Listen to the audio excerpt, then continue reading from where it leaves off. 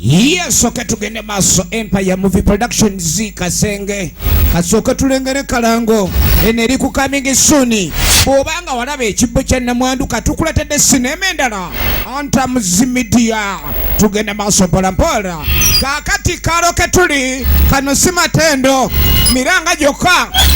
enkala mujolo gezikolanga abalambuzi beri wogirengerera giwa misinde wosigala omugongo bowedde ekyali ntandikwa tulengera Kalango firimu ku coming soon endulu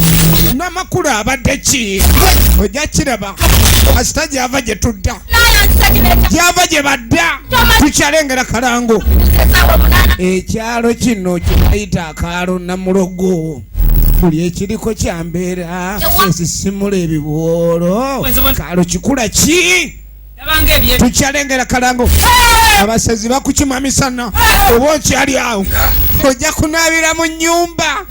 embeera ya wano undala nnyo muvi wanu coming soon vakubiridda ku bino wamma omusambwa gwa ddala oyinza owulira abagonyi bano labanga ebyokusaaga bwe guyiwa ebikoola by'omutunsi omanyani oli mu kifo kikyamu muvi enkuzi zino zeetyabazo kyalo kikino abantu ke twasenga twalira ebisiraani naawe kikonkona gulawo